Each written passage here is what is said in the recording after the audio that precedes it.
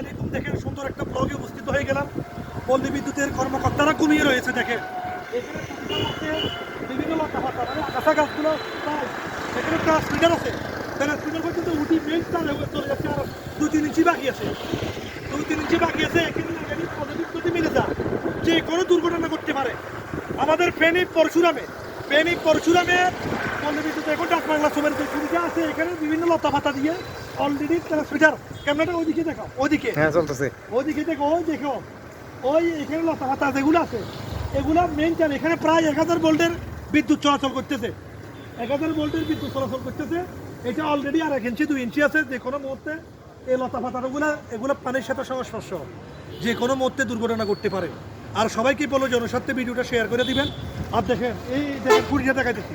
দেখেন এখানে দেখেন এই খুঁটিটা এখানে দেখেন, এখানে পুরা এখানে আগাছাগুলা লতাগুলো এখানে যাইয়া এখানে প্রায় 43 মিটার যেগুলো আছে এগুলো তো অলরেডি ঘুরে গেছে।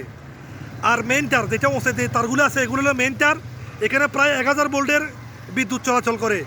নেগেটিভ পজিটিভ যদি এখানে যদি মিলে যায় তাহলে যে কোনো মুহূর্তে দুর্ঘটনা ঘটতে পারে। এ জনস্বার্থে এই জন্য আপনারা ভিডিওটা শেয়ার করে অতি সত্বরের জন্য পল্লী বিদ্যুতের কর্মকর্তারা এই আগাছাগুলো পরিষ্কার করে দেয়। তাহলে আমাদের পরিশ্রমবাসী দুর্ঘটনা থেকে মুক্ত হবে। আর ভিডিওটা শেয়ার করে দিবেন, এতটুকু বলা।